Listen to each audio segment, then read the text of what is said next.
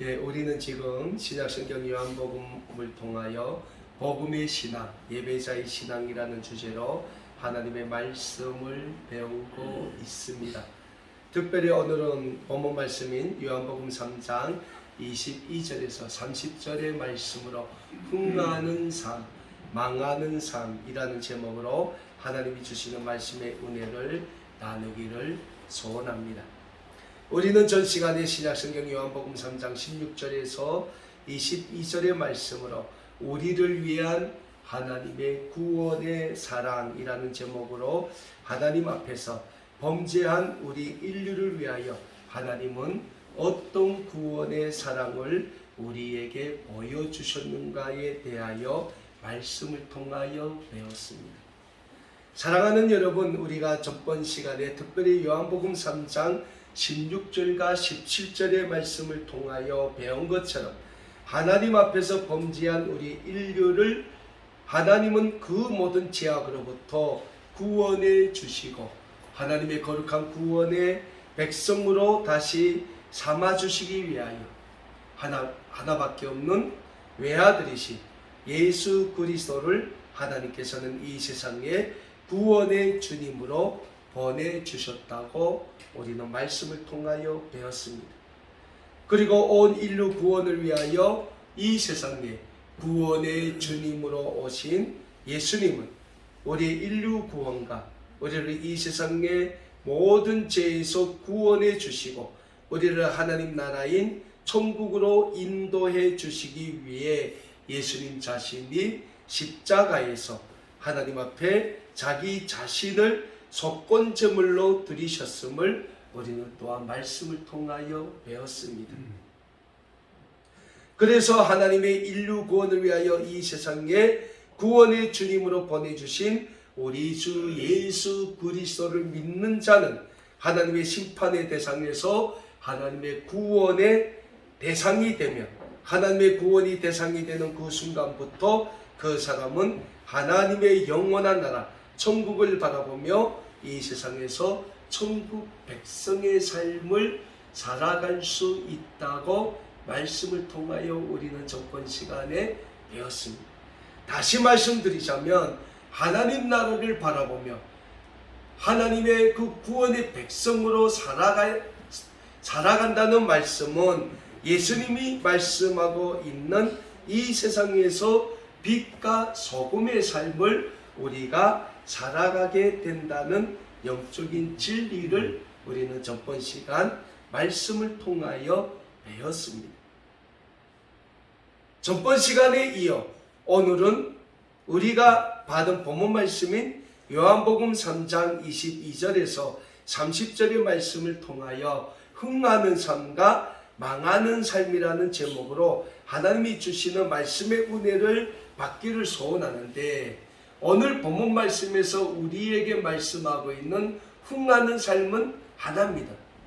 하나님이 온 인류 구원을 위하여 이 세상에 보내주신 예수 그리스도를 믿는 삶, 그 삶은 흥하는 삶이 되는 거예요. 그러나 반대로 하나님이 우리 인류를 위하여 이 세상에 구원의 주님으로 보내주신 예수 그리스도를 믿지 않는 사람의 삶은 결국 종당에는 망하는 삶, 하나님의 심판 아래 거하는 심판의 대상이 되는 그러한 삶이 된다는 영적인 진리를 우리는 잊지 말아야 합니다. 자, 그런 영적인 진리 가운데 우리가 오늘 본문 말씀을 함께 나누기를 소원하는데, 오늘 본문 말씀은 유월절을 맞으며 예루살렘에 들어가신 예수님께서 유대인의 지도자인 니고데모와의 대화를 마치신 후 유대 땅으로 자리를 옮기시는 것부터 오늘 본문 말씀이 시작된다고 할 수 있겠습니다. 그리고 예수님은 그 유대 땅에서 많은 유대인들에게 세례를 베푸시는 사역을 시작하셨음을 우리는 오늘 본문 말씀을 통하여 또한 알 수 있게 됩니다. 오늘 본문 말씀이 신약성경 요한복음 3장 22절에서는 이렇게 말씀하고 있습니다. 그 후에 예수께서 제자들과 유대 땅으로 가서 거기 함께 유하심에 세례를 베푸시리라 라고 말씀하고 있습니다.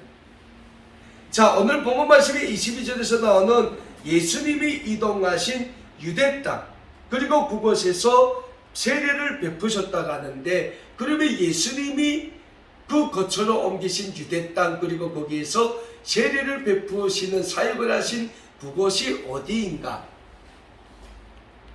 라는 질문을 가지게 되는데, 그것에 대한 성경학자들의 여러 가지 해석이 있는데, 특별히 세례를 베풀자면 물이 많은 것, 그러니까 요단강과 가까운 곳이 되어야 한다는 거예요. 그래서 많은 성경학자들이 아마 예수님이 베들레헴을 떠나서 유대 땅으로 옮겨서 세례를 주신 그것은 요단강과 가까운 베다니가 아닌가라고 추측하는 성경학자들이 많아요. 그리고 사복음서에 보면 예수님께서 베다니에서 또 많은 공생의 사역을 하셨음을 우리가 찾아보게 됩니다.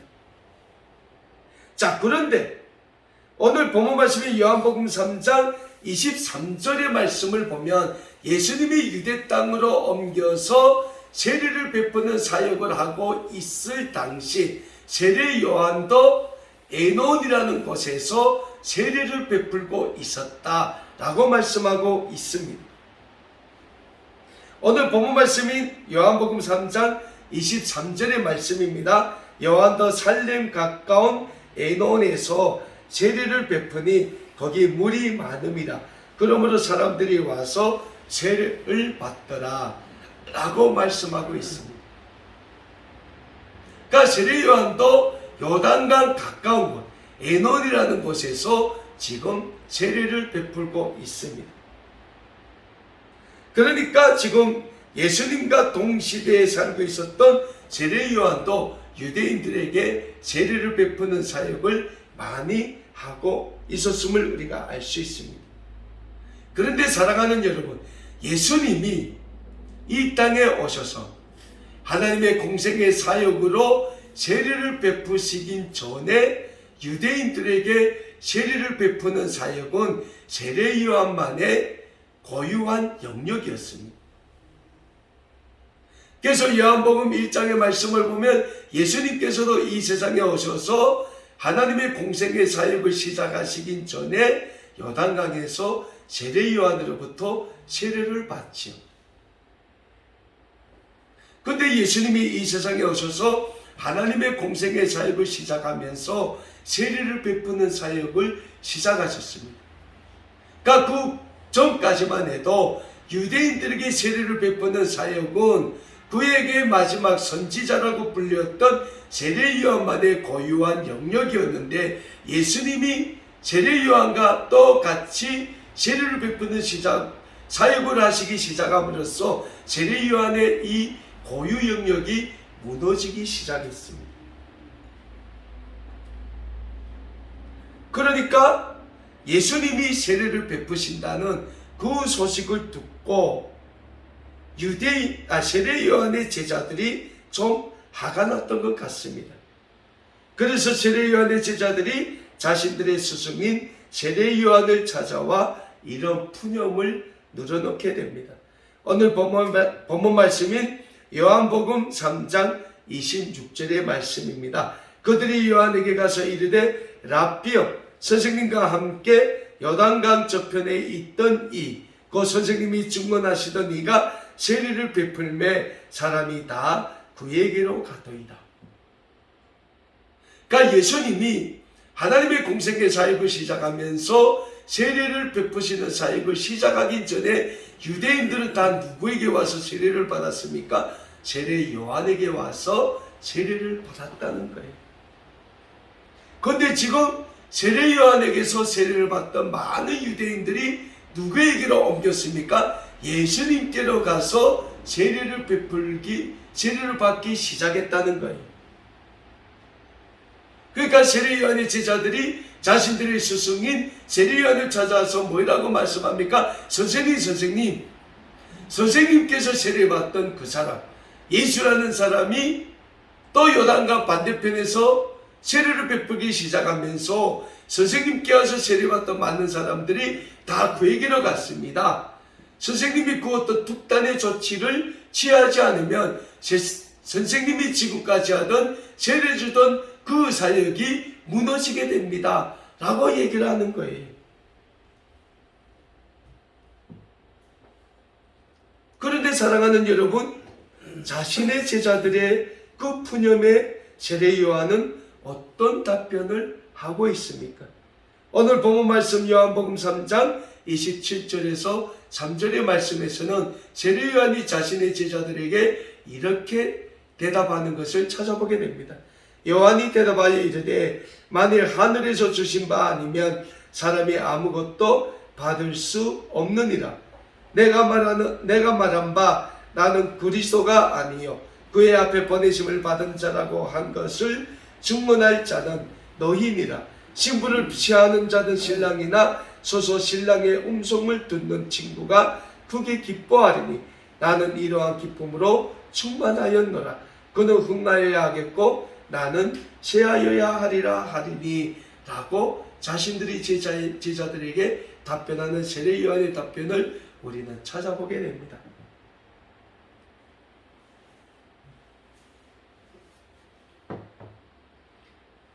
사랑하는 여러분, 지금 자신의 제자들에게 하고 있는 세례 요한의 고백이 얼마나 위대한 고백입니까? 사실 세례 요한은 예수님 당시에는 예수님 다음으로 위대한 하나님의 종이었다라고 말씀드릴 수 있습니다. 우리가 여기에서 예수님 당시 세례 요한이 어떤 사람인가에 대하여 한번 살펴보기를 원합니다. 예수님 당시 세례 요한은 메시아의 요구를 충분히 충족시킬 수 있는 모든 여건과 모든 조건을 가지고 있었던 사람입니다. 첫 번째, 세례 요한은 제사장의 가문에서 태어났습니다.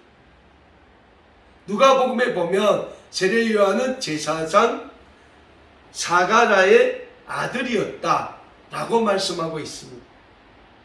그러니까 세례 요한은 유대인 중에서도 가장 최고의 가문인 제사장 가문에서 태어났다는 것입니다. 그래서 세례 요한은 학교 교육도 최고의 엘리트 교육을 받았던 사람입니다. 그리고 세례 요한은 당시 사회적인 신분도 높았습니다. 왜 그럽니까? 그 당시 이스라엘 민족에게 있어서 제사장 가문은 최고의 엘리트 가문이었다는 거예요. 그래서 사회적 신분도 굉장히 최고의 신분을 가지고 있었습니다. 그럼에도 불구하고 세례 요한은 자기 자신이 가진 모든 것을 포기할 줄 아는 사람이었습니다. 우선 세례 요한은 자신의 사회적 신분을 포기했습니다. 왜? 제사장 가문에서 태어났으면 세례 요한도 제사장 할 수 있었다는 거예요. 그리고 세례 요한은 무엇보다 구약의 마지막 선지자였다라고 말씀드릴 수 있는 위대한 하나님의 종이었어요. 두 번째로 세례 요한은 자기 자신이 이 세상에서 누릴 수 있는 가장 최고의 행복한 삶을 다 포기했어요. 왜? 제사장 가문의 사람이면 이 세상에서 누릴 수 있는 최고의 행복과 최고의 가치를 다 누리면서 살 수 있었다는 거예요. 그런데 세례 요한은 그 모든 것을 포기하고 약대 털옷을 입고 가죽 신발을 신고 석청과 메뚜기를 먹으며 광야에서 살았다고 했어요. 그러니까 광야에서 살았다는 것은 이 세상에서 가장 빈곤한 삶을 세례 요한이 살았다는 거예요. 여러분, 반대로 우리가 생각해 봅시다. 우리가 이 세상에서 지금 가장 대한민국에서 최고의 가문에서 태어나 살고 있다고 생각을 합시다. 최고의 가문이면 어디쯤 될까요? 뭐 삼성, 이재용 가문쯤 될까요? 아니면 뭐 우리 아버지가 뭐 장관하고 뭐 국회의원하고 뭐 그런 가문쯤 될까요? 근데 우리가 하나님의 구원의 영광을 위하여 그 가문을 다 버리고 우리가 살려면 우리가 살 수 있을까요? 우리가 한도가 하루에 1억씩 쓸 수 있는 그러한 카드를 가지고 살던 그 삶을 포기하고 우리가 저 서울역 나가서 그 서울역 노숙자들과 같은 삶을 살려면 우리는 과연 우리의 이전의 삶을 포기하고 서울역에 나가서 그 노숙자들과 같이 사는 그러한 삶을 우리가 선택할 수 있을까요? 아니요. 우리는 절대로 못합니다. 그러나 세례 요한은 그 모든 것을 포기했다는 거예요. 세례 요한이 위대한 사람이 될 수 있는 가장 근본적인 원인이 거기에 있습니다. 세례 요한은 비록 그렇게 자기가 가진 모든 것을 다 포기하고 그렇게 초라한 삶을 살았지만 그가 지니고 있는 영성은 너무나도 깊어서 요단강에서 수많은 유대인들에게 세례를 베풀었으며 그들에게 영적인 도전을 주었고 그들에게 영적인 감동을 주므로 이스라엘 민족이 회개하고 하나님께로 돌아올 수 있게 하는 영적인 지도자의 능력을 보여주었다는 거예요. 왜? 유대인들이 어떤 사람들입니까? 그 사람들이 세례 요한이 과거에 어떤 사람이고 몰랐을까요? 그리고 지금의 현재 세례 요한이 또 어떤 사람인지 그들이 몰랐을까요? 알았다는 거예요.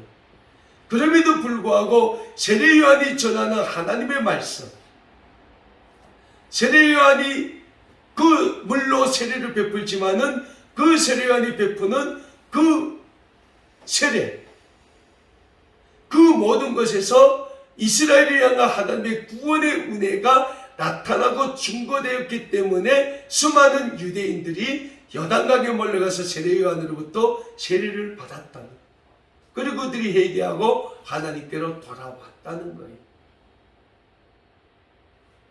그런데 지금 예수님이 또 요단강 가까운 베단이라는 곳에서 또 수많은 유대인들에게 세례를 베풉니다. 그런데 예수님이 주는 세례에 세례 요한보다 더 큰 영적인 능력이 나타났다는 거예요. 왜요? 예수님은 물로 세례를 베풀 뿐 아니라 성령으로 세례를 그들에게 베풀었기 때문입니다. 세례 요한의 제자들이 자기 스승인 세례 요한에게 와서 예수님에 대한 푸념을 늘어놓고 있지만은 세례 요한은 예수님이 어떤 분이신지 잘 알고 있었어요. 그리고 세례 요한은 그 시대에 하나님이 자신에게 주신 사명이 무엇인지 누구보다 잘 알고 있었던 사람이었다는 거예요. 그래서 세례 요한은 자기 자신이 무엇을 하며 어떻게 자신이 처신해야 하는지 잘 알고 있었습니다. 무엇보다 세례 요한은 예수님이 어떤 분이신지, 자신이 왜 예수님을 인정하고 예수님의 권위를 높여야 하는지에 대해 잘 알고 있었다는 겁니다. 그래서 자기 자신을 찾아와 푸념을 늘어놓고 있는 제자들에게 세례 요한이 뭐라고 얘기하고 있습니까? 세례 요한이 대답하여 이르되 만일 하늘에서 주신 바 아니면 사람이 아무것도 받을 수 없느니라. 내가 말한 바 나는 그리스도가 아니요 그의 앞에 보내심을 받은 자라고 한 것을 증언할 자는 너희니라라고 얘기하는 거예요. 세례 요한이 자기 자신들에게 제자들에게 뭐라고 말합니까? 하늘에서부터 준 능력이 아니면 사람들이 예수님께 가서 세례를 받아도 하늘의 능력이 그들에게 임하지 않는다는 거예요. 그러면서 그들에게 뭐라고 말합니까? 나는 그리스도, 그러니까 메시아가 아니고 메시아보다 먼저 앞서와서 메시아에 대해서 증언하러 온 사람임을 내가 너희들에게 얘기하지 않았냐? 그걸 증언할 자가 내가 아니라 바로 너희라는 거예요.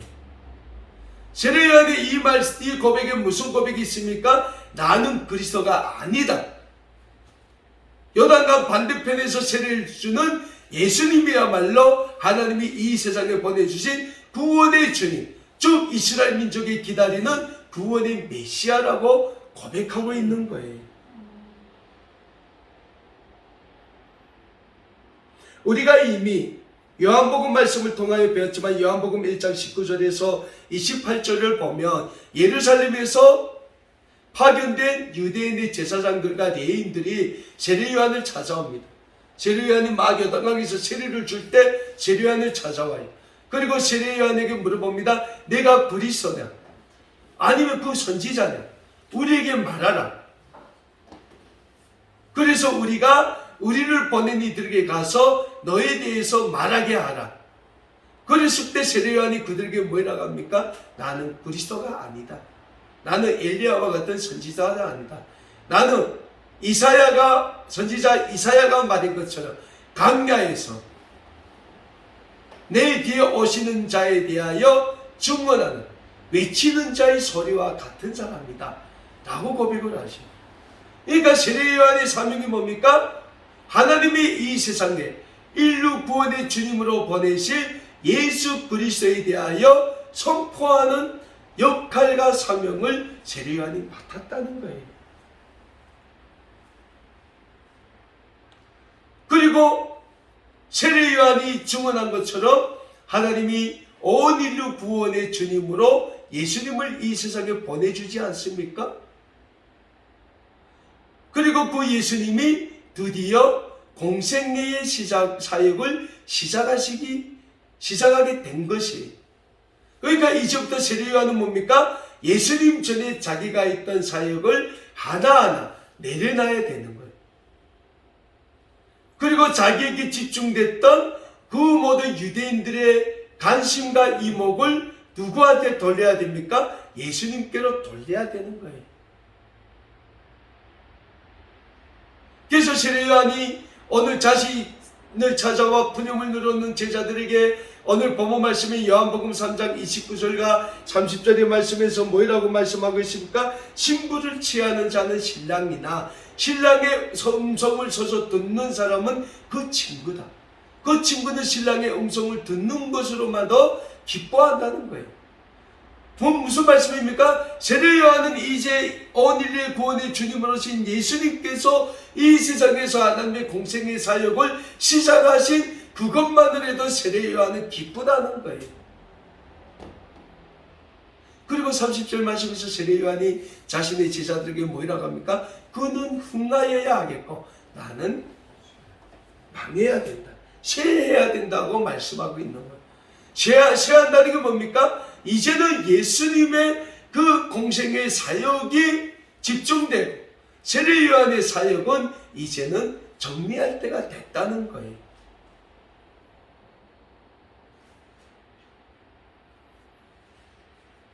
그래서 오늘 본문 말씀인 요한복음 3장 24절에서 뭐라고 말씀합니까? 요한의 아직 옥에 갇히지 아니하였더라. 이 사역이 끝난 다음에 요한은 옥에 갇힙니다. 그러므로 세례 요한의 그 사역이 끝나게 되죠. 사랑하는 여러분, 세례 요한이 어떤 사람입니까? 앞에서 말씀드렸지만 세례 요한은 나이로 봐도 예수님보다 6개월 먼저 이 세상에 태어났습니다. 그리고 예수님 인간적인 관점으로 볼 때 이 세상이 감히 무시할 수 없는 당시로서는 최고의 가문, 유대의 제사장의 가문으로 태어났어요. 배원학식도 남보다 엘리트 학문을 가지고 있었어요. 예수님은 하나님 나라 공생의 사역을 시작할 때 광야에서 40일 동안 금식을 하신 것밖에 없어요. 근데 세례 요한은 오랜 기간 광야에서 깊은 영적인 훈련을 받았던 사람이에요.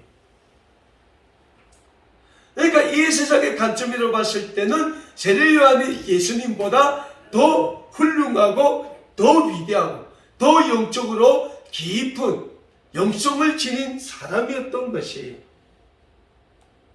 그럼에도 불구하고 세례 요한은 예수님 앞에서 자기 자신을 철저하게 부인할 줄 아는 사람, 예수님 앞에서 자기 자신을 철저하게 낮출 줄 아는 사람이었다는 거예요. 사랑하는 여러분, 오늘 우리의 설교 제목이 뭡니까? 흥하는 삶, 망하는 삶이에요. 그러면 오늘 이 시대를 살아가고 있는 수많은 사람들 중에서 어떤 사람이 흥하는 삶을 살겠으며 어떤 사람이 망하는 삶을 살겠습니까? 열심히 돈을 벌어 돈을 많이 모은 사람이 흥하는 사람이겠습니까? 아니면 세상에 학문을 열심히 익혀 박사, 교수가 된 사람들이 흥하는 사람이겠습니까?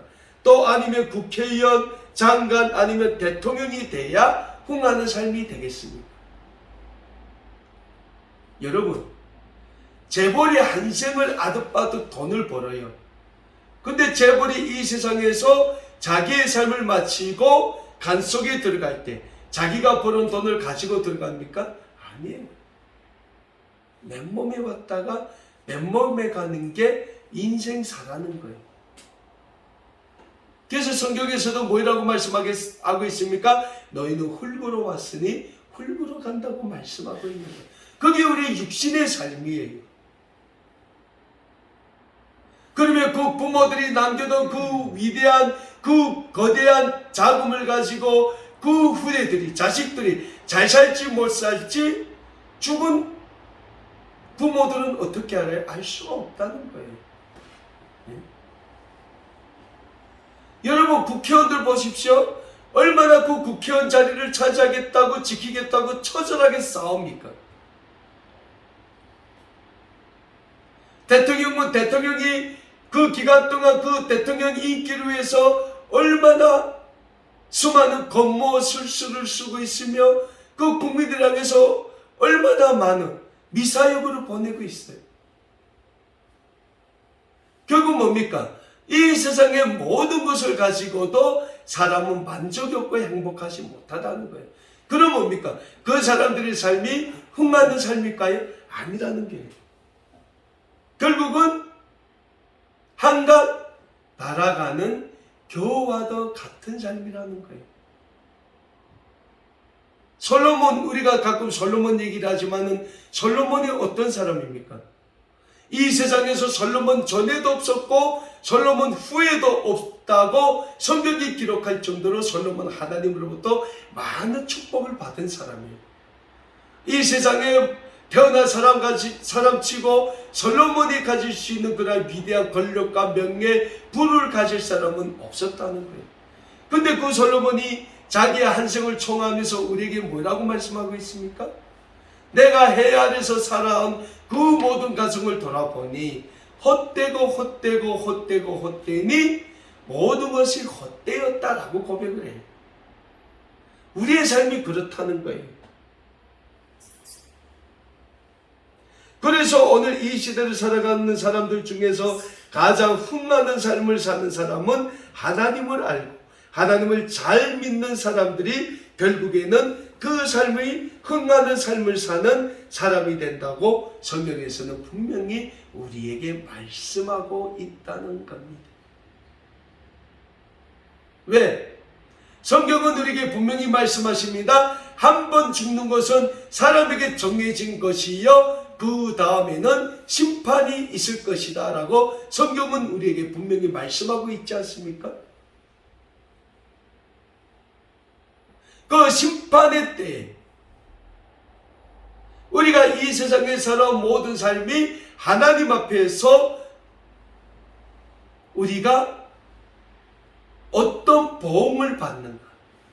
우리가 우리의 육신은 죽어 흙으로 갈지라도 우리의 영혼은 하나님이 계시는 영원한 나라 그 천국에 들어가서 하나님의 천국 백성으로 살아갈 수 있는가?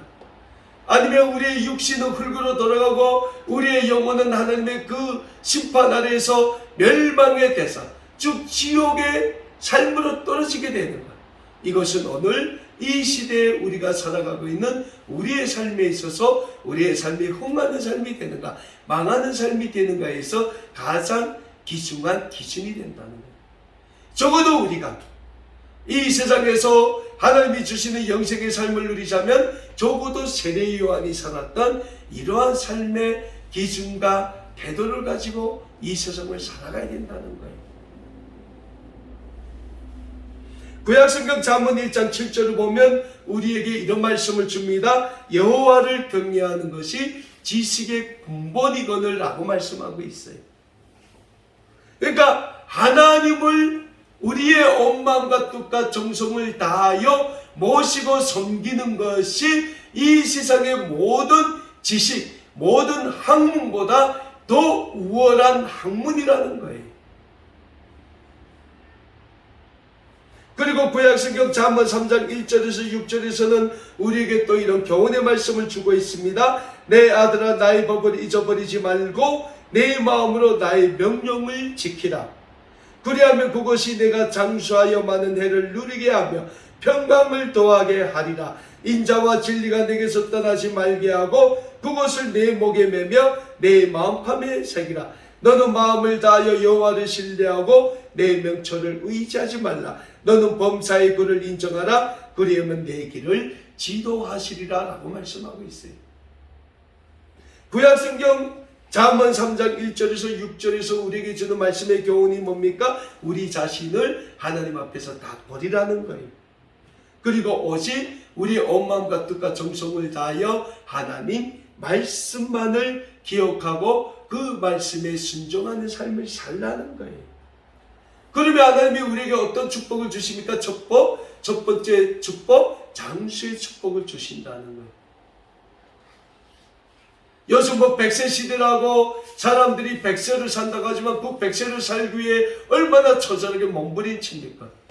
50만 돼도 좋다는 약은 다 싸먹어요. 오래 살겠다고. 근데 오늘 구약 잠언서의 말씀에서는 우리에게 뭐라 말씀하십니까? 하나님의 말씀을 기억하고 그 말씀에 순종하면 하나님이 너에게 장수의 축복을 주신다는 거예요. 그리고 두 번째 축복이 뭡니까? 너에게 평강을 더해 주신다. 우리의 삶에 하나님이 주신 하늘의 평화와 이 땅의 기쁨을 주신다는 거예요. 그리고 우리에게 뭐라 말씀하십니까? 인자와 진리가 내게서 떠나지 말게 하고 그것을 내 목에 매며 내 마음판에 새기라는 거예요. 하나님의 말씀을 우리의 목에 매고 우리의 마음판에 새기라는 거예요. 그리고 우리가 마음과 뜻과 정성을 다하여 하나님을 신뢰하고 하나님을 섬기고 우리의 그 얄팍한 지식을 하나님 앞에서 버릴 때 하나님은 우리의 길을 범사에 인도해 주신다는 거예요. 사랑하는 여러분, 오늘 이 시대를 살아가고 있는 우리 모두 하나님을 알기에 힘써야 하는 줄 믿으시길 바랍니다. 왜냐하면 하나님을 잘 알아야 우리가 누구를 믿는지 무엇을 믿는지 잘 알고 믿음의 삶, 하나님의 구원의 백성의 삶을 살아갈 수 있게 되기 때문에 그런 삶을 살 때 우리의 삶은 망하는 삶이 아닌 흥하는 삶, 축복의 삶을 살 수 있게 된다는 영적인 진리를 잊지 마시길 바랍니다.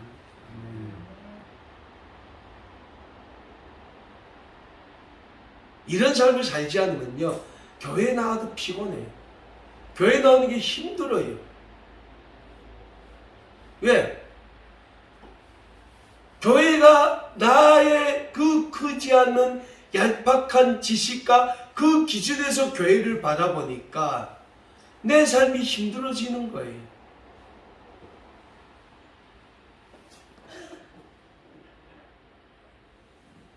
근데 교회는 어떤 것입니까? 예수 그리스도를 믿는 믿음의 백성들이 모여서 하나님의 구원의 영광을 위하여 살아가는 공동체가 교회라는 거예요. 그래서 예수님이 우리가 하나님을 섬길 때 어떻게 섬기라고 했으니까 너희는 온 마음과 뜻과 정성을 다하여, 예수님은 너희 목숨까지 다하여 하나님을 섬기라고 했어요. 그것이 가장 큰 계명이라고 했어요.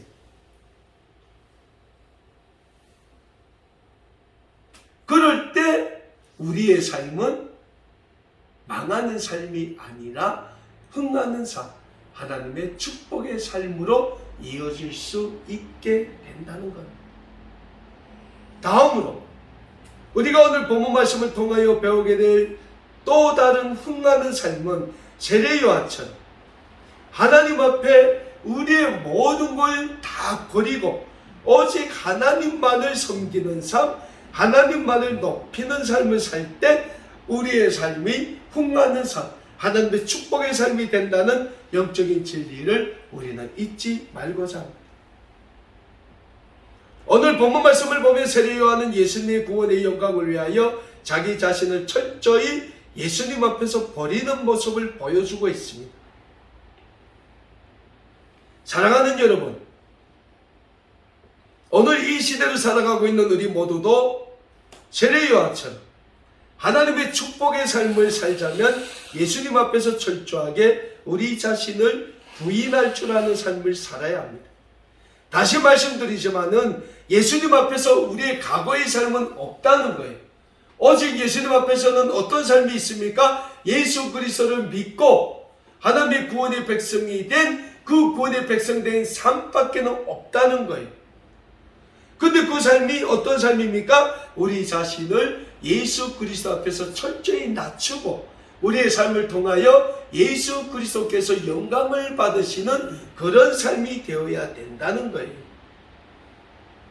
그럴 때 하나님은 예수 그리스도를 통하여 우리의 삶 가운데서 영광을 받으시게 되며, 그럴 때 하나님은 우리를 통하여 하나님의 구원의 역사를 이루어 가시게 된다는 영적인 삶을, 영적인 진리를 잊지 말고 늘 우리의 삶을 통하여 하나님의 구원의 영광을 이루어 가시는 복된 삶에 다 쓰임받는 우리 아름다운 꿈에게 모든 믿음의 가족 여러분들 다 되실 수 있기를 우리 주 예수 그리스도의 이름으로 간절히 소원합니다. 기도하겠습니다.